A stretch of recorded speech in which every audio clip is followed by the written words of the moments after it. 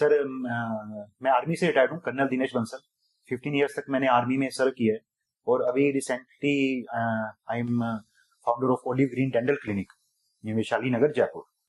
तो सर का एक आइडिया था कि हमें बच्चों को बताना चाहिए कि जो फोर्सेज में जाना चाहते हैं उनको डेंटल पॉइंट ऑफ व्यू से डेंटल फिटनेस स्टैंडर्ड के लिए उनको किस तरह से प्रिपेयर करना चाहिए। तो आज हम इस बारे में डिस्कस करेंगे। सर, सबसे पहले तो हमारा पॉइंट होता है कि 14 डेंटल पॉइंट क्या है बच्चों को, कि मेरे 14 और 14 28 दांत हैं, तो क्या वो 28 दांत होना ही 14 डेंटल पॉइंट हो जाता है? ये बड़ा कंफ्यूजन होता है कि मेरे तो 28 दांत होते हैं सर। अब उनको यदि कहीं भी जाता है डेंटिस्ट के पास में, अब आपके तरीके से जो सिविल डेंटिस्ट है वो गाइडलाइन को पूरी तरीके से वो नहीं जानते हैं। और यदि कोई बच्चा गाइडलाइन लेके भी जाता है तो भी वो उसको कि नहीं 14 कैसे होगा, मैच कर रहा है, मैच तो कर रहा है, तो वो मैच करने का तरीका फोर्सेज में जो कौन सा देखा जाता है, वो 14 डेंटल पॉइंट हम जानना चाहेंगे सर। ओके सर, ये जो 14 डेंटल पॉइंट का मिसकंसेप्शन है सर, ये 14 डेंटल पॉइंट ऐसे नहीं है कि आप इसमें टूथ नंबर काउंट करके डेंटल पॉइंट आपके काउंट हो जाते हैं। इसमें basically tooth to tooth match होना चाहिए आपका, उनकी जो मैचिंग सरफेस है उसके बेस पे ये 14 डेंटल पॉइंट का फॉर्मूला जो है ये प्ले में आता है। तो 14 डेंटल पॉइंट का मतलब ऐसा नहीं है कि आपके 28 टीथ हैं तो हो सकता है कि फिर भी आपके 14 डेंटल पॉइंट ना बने, और हो सकता है कि आपके दांत कम हो फिर तो डेफिनेटली नहीं बनेंगे, पर आपके 32 टीथ होने पर भी 14 डेंटल पॉइंट नहीं हो सकते। तो इसका तो सर हमें जब बच्चे का हम एग्जामिनेशन करते हैं उसके बाद ही हम बता सकते हैं, बिकॉज डेंटल पॉइंट तभी आपके कंसीडर होते हैं जब आपके टूथ टू टूथ आपस में मैच करते हैं। तो उनकी जो जैसे अपनी बात करते हैं, जैसे ये टूथ है सर, है ना, इसकी 5 सरफेसेज हैं, 1 2 3 4 और 5। So there are 5 surfaces. तो दीज 5, ये जो 5 सरफेसें हैं, ये 5 सरफेस इस दांत की 5 सरफेस से मिलनी चाहिए, पूरा मैच होना चाहिए सर। ठीक है, तो तब ये डेंटल पॉइंट काउंट होगा। अब जैसे इसका यदि किसी बच्चे का ऐसा है, टेढ़ा है थोड़ा सा, है ना सर, तो ये वाला पॉइंट काउंट नहीं होगा फिर, है ना। वहां पे आपको आप किसी सिविल में डेंटिस्ट को दिखाएंगे तो बोलेंगे कि आपके टीथ टू टीथ मैच कर रहे हैं, पर एक्चुअल में जो उनके मार्जिन्स हैं, उनकी सरफेस हैं, वो आपस में मैच नहीं करती हैं।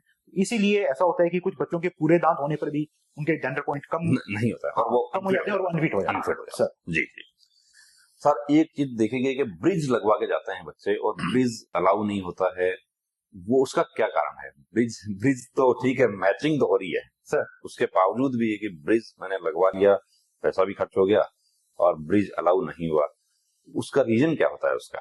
कि आप एज अ सिविल डेंटिस्ट आप ब्रिज लगाते हैं और आप एक आर्म्ड फोर्सेस के डेंटिस्ट के रूप में ब्रिज लगाते हैं, तो दोनों में ऐसी बात है कि ब्रिज आप भर्ती वाले बच्चे को तो सजेस्ट नहीं करेंगे आप ब्रिज। सर एक्चुअल में क्या है, जब अपने ब्रिज लगाते हैं सर जी, तो अपने उसमें क्या करते हैं सर, जो जैसे अपने बात करते हैं, जैसे ये ब्रिज लगा हुआ है ना, इस पेशेंट में ये ब्रिज लगा हुआ है, तो इसमें आसपास वाले दांतों को छोटा कर दिया जाता है जी, है ना। आसपास वाले ये दोनों टीथ हैं, आगे वाला और पीछे वाला, है ना, इनको थोड़ा थोड़ा घिस के छोटा कर दिया गया है। अब क्या होता है सर, जब ब्रिज लगा होता है, किसी भी पेशेंट के ब्रिज लगा है और वो फोर्सेज में जाता है मेडिकल के लिए, जैसे वो फोर्सेज में जाता है मेडिकल के लिए, तो उसका ये ब्रिज निकाल के चेक किया जाता है, ये ब्रिज निकाल के चेक किया जाता है। उसके बाद उसका एक्सरे किया जाता है फुल माउथ का, जैसे ओपीजी जिसको बोलते हैं। जब इसका फुल माउथ का ओपीजी किया जाता है तब ये पाया जाता है कि इसके ऊपर और नीचे के दांत आपस में नहीं मिल रहे हैं, गैप की वजह से। और सेकेंडली एक ये भी रहता है सर कि जब आप ब्रिज लगाते हैं तो आप इस वाले दांत को भी डैमेज कर देते हैं और पीछे वाले दांत को भी डैमेज कर देते हैं। तो इन क्राइटेरिया में क्या है सर, इन दांतों के पॉइंट भी आपके कट कर दिए जाते हैं और इसलिए वो डेंटल पॉइंट 14 से कम हो जाता है, इसलिए कम हो जाते हैं। इसलिए हम फोर्सेज में रिकमेंड करते हैं कि बच्चों को ब्रिज नहीं लगवाना चाहिए।